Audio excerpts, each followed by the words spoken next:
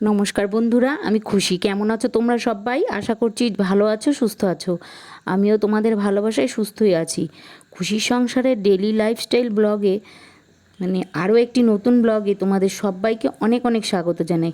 সকাল সকাল ঘুম থেকে উঠেই বিছানা গোছাতে শুরু করে দিলাম। আর দেখো বিছানাটার উপর কি নেই বলো তো? জামা, প্যান্ট, কাপড়, বালিশ, বিছানার চাদর, জলের বোতল, ক্লিপ সবই রয়েছে।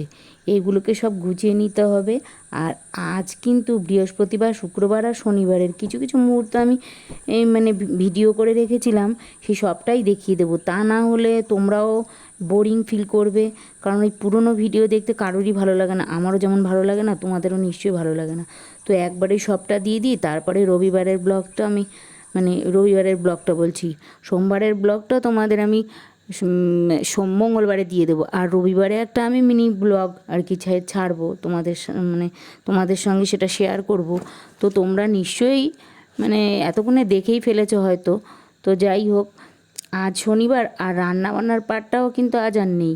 তো আমাদের আজকে রান্না করে না যতক্ষণ না পুজো না হবে আর কি। গতকাল রাতে ভাত রান্না করে রেখেছিলাম, এই জল ঢেলে তাতে রেখেছিলাম, ওটাই খাওয়া দাওয়া হয়েছে। কারণ খেতে হয় নাকি জল দেওয়া ভাত, যাই হোক শীতলা পুজোয়। তো আলু ভাজা দিয়ে সেগুলোই খাওয়া হয়েছে। অন্যান্যবার পুজোটা শুরুই হয় বেলা 12টার সময়, কিন্তু আজ এবার পুজো শুরু হয়েছে খুব তাড়াতাড়ি, কারণ সকাল 7টাতেই বসে গেছে, কেননা 8:30টার মধ্যে অমাবচি লাগবে তাই। তো রান্না নেই বলে এবেলাতেই দেখো আমিও ঘরের খুঁটিনাটি কাজগুলো আর সেরে নেব বলে তাই বিছানাটা পরিষ্কার করে নিলাম। আর চাদরটাও তুলে নিলাম কাচবো বলে। আর দেখো কাঁচা চাদর আর একটা পেতে দিলাম, কিন্তু এটারও রং চটে গেছে, কেমন ফ্যাকাশে টাইপের হয়ে গেছে। কিনতে হবে আরও 2-1টা চাদর। A to Z ঘরের ক্লিন করে নিয়েছি সময় হাতে পেয়ে অনেকটাই।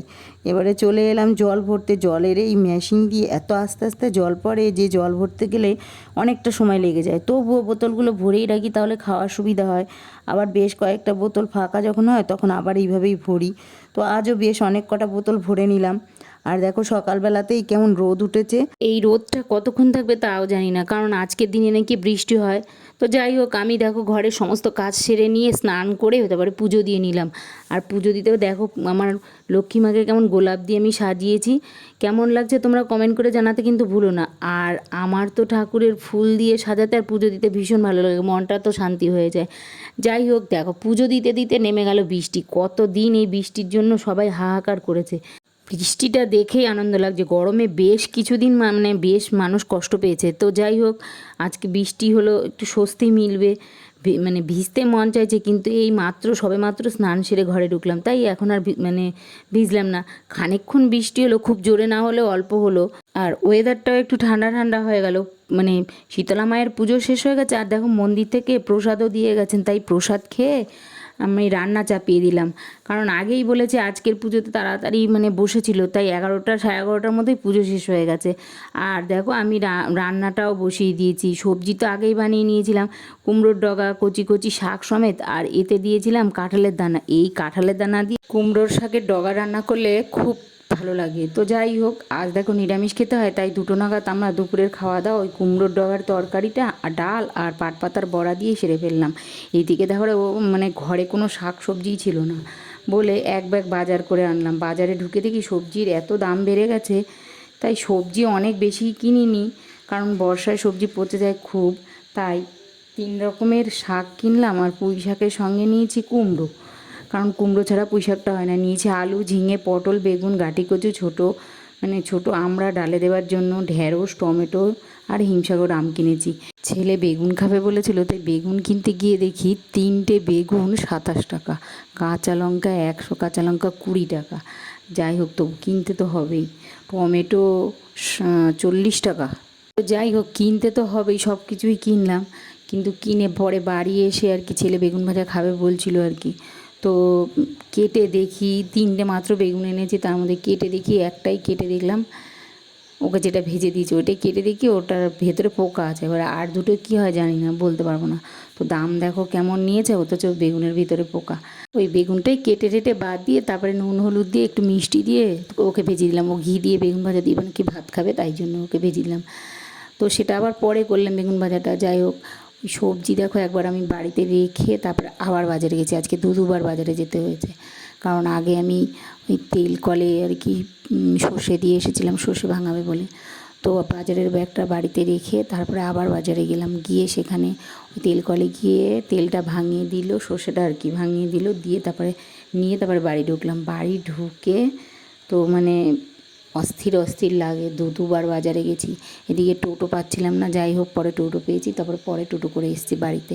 তো এসেই ওই বেগুন ভাজাটা করে নিলাম, বেগুন ভাজাটা করে তারপরে আমি ওকে ভাত দিলাম, যে ডাল দিয়ে আর বেগুন ভাজা দিয়ে আর ঘি দিয়ে আলু সিদ্ধ দিয়ে ভাত খেয়ে নিয়েছে ও। বাড়ি যখন ঢুকেছি সর্ষে ভাঙিয়ে টাঙিয়ে তেল নিয়ে, তখন রাত 8:30 বেশি বাজে। তা টোটো কী করে পাবো বলো? আমাদের তো শহর এলাকা নয়, আমাদের তো গ্রাম সাইড। যাই হোক টোটো ওই জন্যই বেশি একটা থাকে না, তাও যাই টোটো পেয়েছিলাম সেটাতেই এসেছি। সারাদিন তো ঘড়ির কাঁটার মতন পপা করে ঘুরে বেড়ালাম, ঘুরে একটা কাজ না কত কাজ সারলাম, তবুও দেখো আমার কাজ শেষ হয় না। ওই এসেই বেগুন ভাজাটা ভেজে তারপরে ওই দেখো ডালও ফুটিয়ে নিলাম, কারণ ডালটা রান্না করেছিলাম যদিও দেরিতে, তবুও ডালটা আবার কত রাতে না ওর বাবা খায়, তাই জন্য ডালটা আবার আমি মানে ফুটিয়ে নিলাম। এখনও শেষ হয়নি, সারাদিনে কত বাসন হয়েছে জানো, বাসন মেজেছি আর বাইরেও ভুর করে রেখে আবার ঘরে এনে এক জায়গায় ভুর করে রেখেছি, সেইগুলোই দেখো ওই রাত্রেবেলা আমি বাসনের র্যাকে একটা করে সব বাসনগুলো গুছিয়ে নিলাম।